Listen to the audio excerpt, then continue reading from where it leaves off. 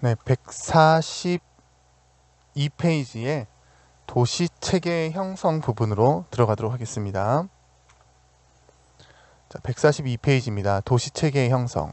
이 부분은 수능에서 굉장히 많이 출제되었던 부분이기 때문에요. 여러분들 특히 더 신경을 써서 들어주셨으면 좋겠습니다.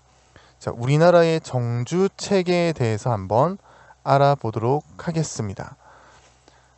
자, 정주 체계가 무엇인지부터 여러분들, 자, 교과서 142페이지에 보면 이 정주 체계가 무엇인지 나와 있죠. 정주란 일정 지역에 자리를 잡고 살아가는 인간 거주의 모습을 말합니다.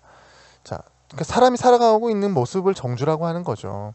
정주 체계란 인구와 경제 활동이 지표상에서 규칙성을 가지고 상호작용하는 분포 체계를 의미합니다. 보통 촌락과 도시로 구성이 된다. 이게 바로 정주 체계죠. 그러니까 구미시가 있고요. 이 구미시 안에 뭐가 있어요? 고와 읍이 있고요. 고와 읍 안에 또 뭐가 있습니까? 한곡, 리가 이런 식으로 정주 체계를 이루고 있는 거죠. 그 첫 번째 도시 간 상호작용을 볼게요. 도시들 사이에 사람과 물자가 계속 이동을 하고 있죠. 자, 구미와 대구 사이에 사람이나 물자가 계속적으로 이동하고 있습니다. 자본도 왔다 갔다 하고 있고요. 정보도 왔다 갔다 하고 있죠. 이런 상호작용이 있어요. 근데 어느 쪽이 더 많은 상호작용을 하고 있고 주변 지역의 도시들과 더 많은 관계를 맺고 있는지 여러분들 알고 있겠죠. 그렇죠?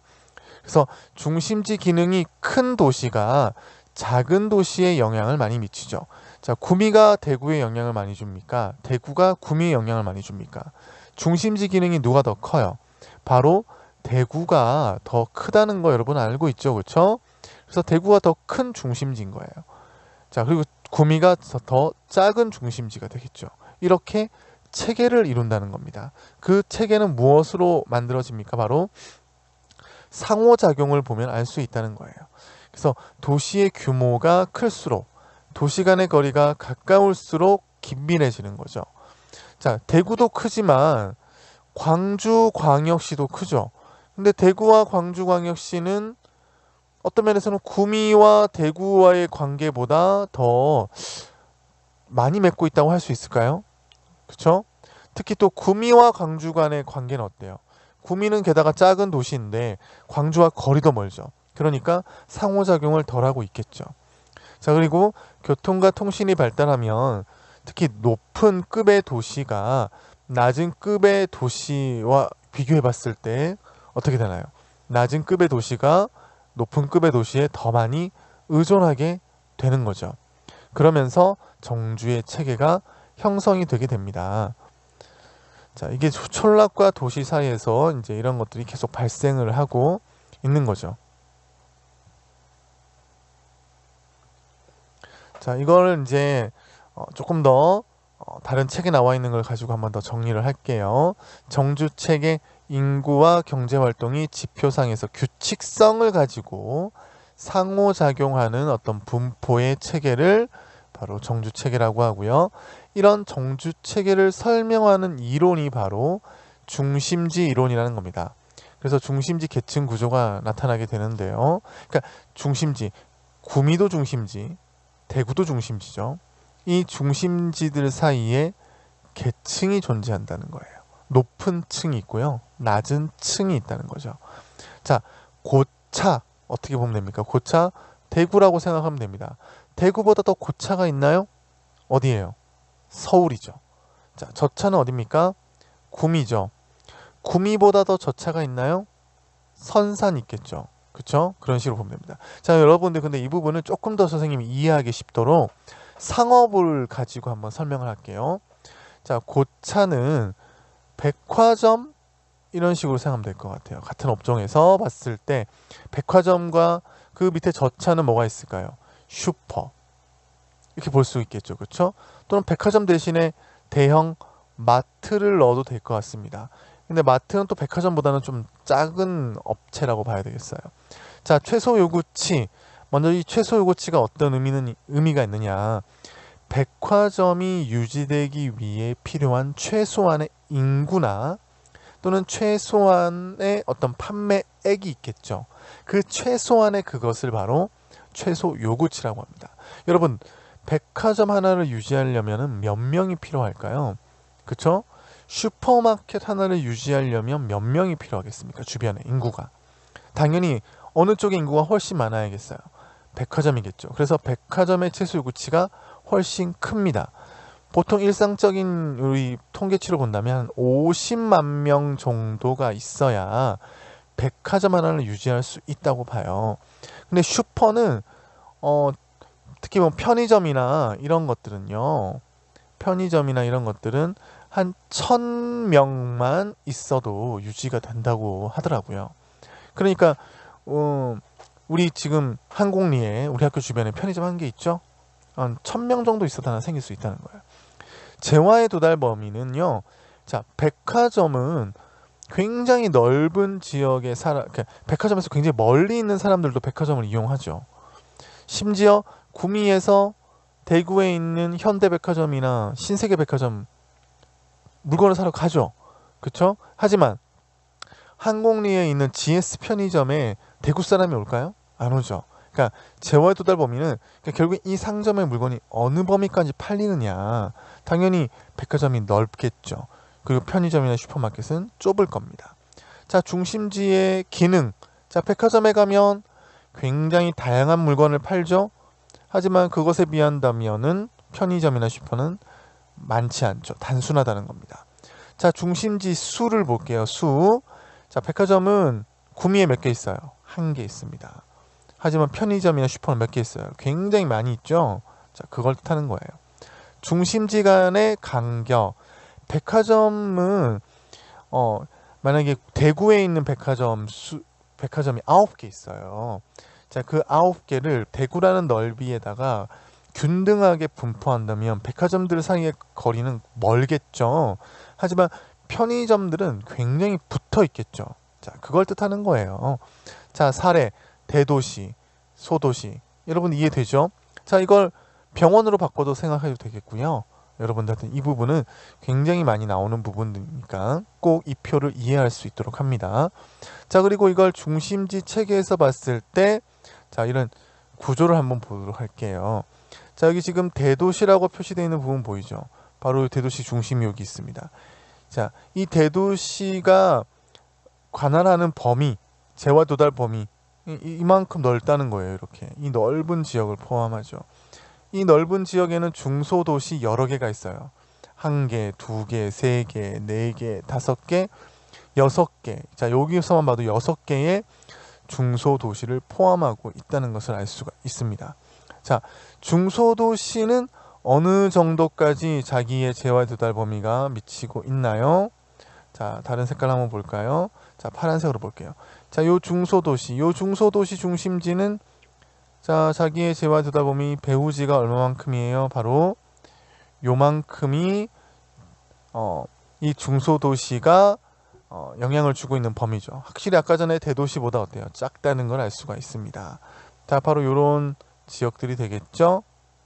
네. 자, 그렇다면 읍촌락 아주 작잖아요. 자, 요 읍촌락은 어느 정도 범위가 되나요? 자, 읍촌락 한번 볼게요. 읍촌락은 바로 검정색으로 할까요? 네. 읍촌락 바로 요겁니다. 요게 읍촌락이죠. 읍촌락의 범위가 되겠어요. 여기 읍촌락의 범위. 자, 읍촌락의 범위는 바로 아주 작은 지역을 영향을 주고 있다. 배후지로 삼고 있다. 자, 그래서 여러분들 봤을 때 촌락이 가장 작죠. 촌락은 기능이 별로 없다는 겁니다. 공동체, 세금, 서비스, 전기시장, 뭐 장날이죠. 장날. 읍내, 선산읍 생각하면 되겠어요. 선산읍. 요 촌락은 뭐예요? 한곡리 이렇게 생각하면 되겠습니다. 자, 중소도시 뭐가 있나요? 구미시 이렇게 생각하면 되겠어요. 대도시 뭐가 있어요? 바로 대구가 있죠.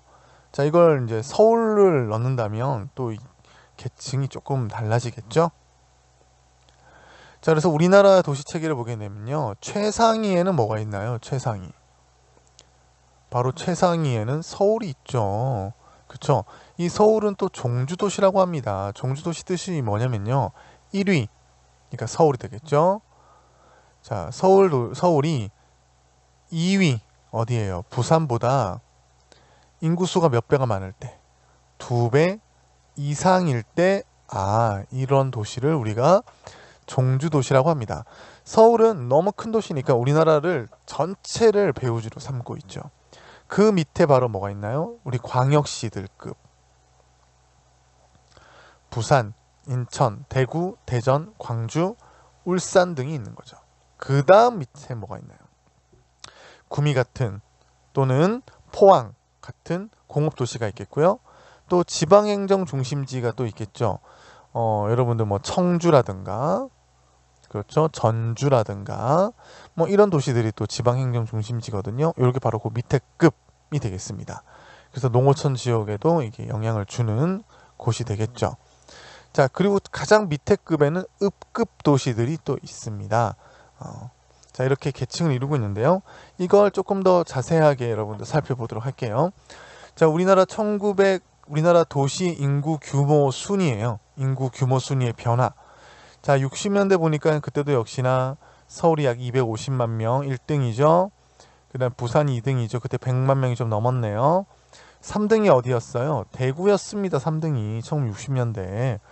그리고 4등은 어디예요? 인천이었죠. 하지만 그때 대구는 100만 명이 안 됐어요. 1960년대에. 그리고는 대전, 광주, 뭐 전주, 마산, 목포, 청주 이런 도시들이 60년대 큰 도시들이었죠. 자, 85년도로 올라가니까 서울과 부산은 인구가 엄청 늘었습니다. 그쵸? 그리고 순위는 변하지 않았어요. 대구가 아직까지는 3등이네요. 그리고 인천 있죠. 1985년도에 이미 대구는 200만 명을 넘어섰습니다. 그리고 대전, 광주 변함없죠? 자, 그런데 울산이 어떻게 됐어요? 울산이 새롭게 등장합니다. 자, 산업화로 인해서 울산이 이제 성장하게 된 거죠. 그리고 부천, 바로 서울과 인천 사이에는 부천, 85년도에 급성장하네요. 그리고 공업도시 또 어디 있어요? 마산 등장합니다. 성남, 새로운 신도시가 개발되면서 또 성장을 하죠. 2015년도에 갔더니 대구와 인천이 순위를 변화시켰습니다. 대전, 광주도 순위가 변했네요. 그 다음에 수원 등장하네요. 창원 유지됩니다. 고양. 자, 이런 수원과 고양 같은 경우에는 위성도시 역할을 하는 거죠. 그러니까 서울의 인구를 분산했다는 겁니다. 그러면서 수도권의 인구가 굉장히 많이 증가했다는 것을 알 수 있죠. 자, 그리고 선생님이 도시 간에는 뭘 알 수 있어요? 상호작용을 통해서 이런 상호작용을 보면 도시들의 어떤 체계를 알 수 있어요. 서울 얼마나 큰 도시인지 알 수 있죠. 초고속 통신망의 이 기가바이트를 보게 되면 서울은 뭐 전국의 모든 지역에 다 영향을 주고 있고요. 엄청난 양의 데이터가 움직이죠. 그리고 어떤 도시들이 좀 크나요? 대전, 그죠? 광주, 대구, 부산 이런 도시들이 상호작용을 많이 하고 있다는 것을 알 수 있습니다. 그 외에도 중간중간에 조금 상호작용을 많이 하는 지역들이 좀 있어요. 그렇죠? 네, 이런 지역들. 여기는 요 경북이라고 썼는데 여기는 안동이겠죠. 고담 단계 도시라고 볼 수 있습니다. 그리고 그 외에 좀 더 작게 움직이는 지역들이 또 있네요. 그렇죠? 자, 이런 인터넷 같은 정보의 흐름을 보아도 그 도시들의 계층은 어느 정도 알 수 있는 거죠. 자, 우리나라의 도시 체계 이렇게 아까 전에 살펴봤습니다. 초고속 통신망을 통해서요. 자, 그리고 버스 운행을 통해서 그 버스 운행이 결국에 뭡니까? 물자, 그 인구의 상호 이동, 상호작용을 알아보는 거죠.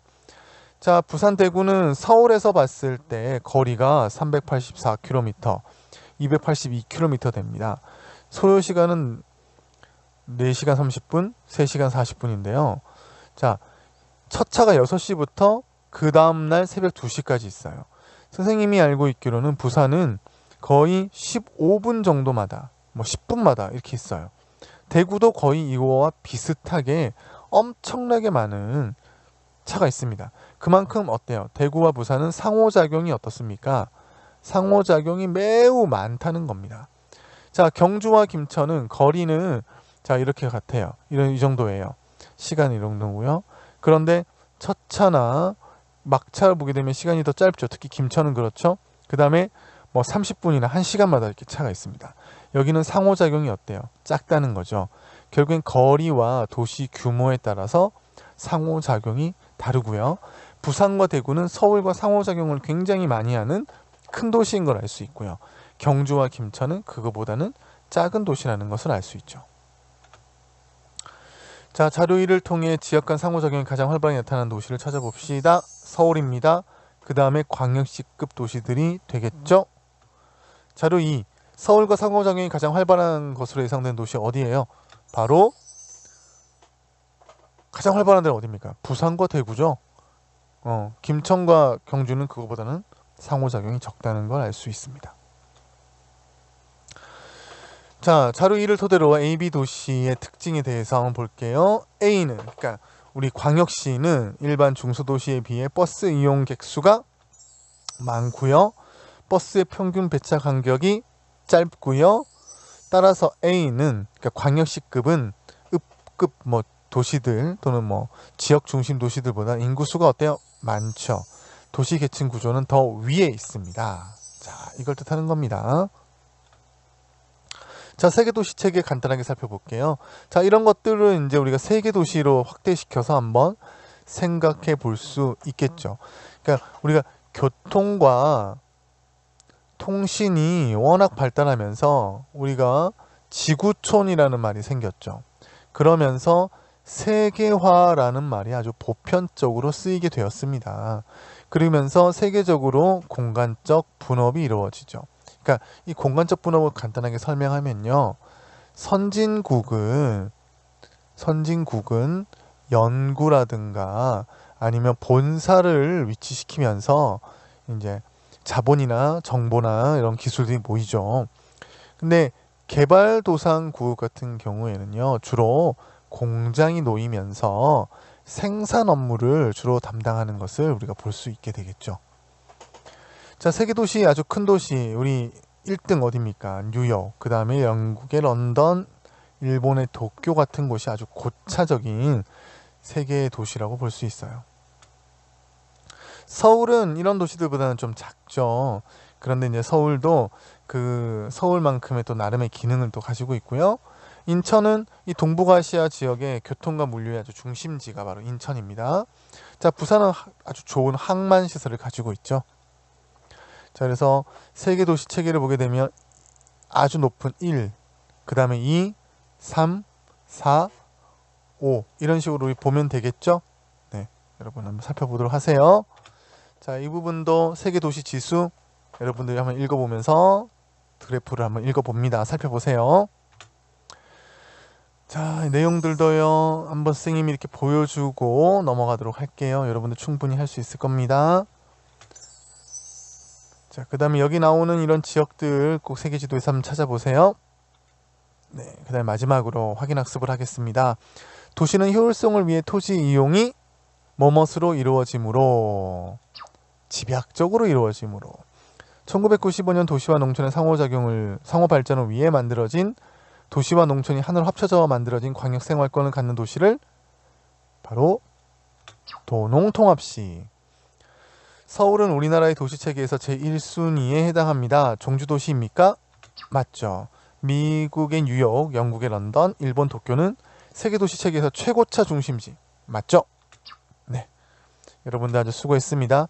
다음 시간에는 도시의 지역분화와 도시 재개발에 대해서 학습하도록 하겠습니다.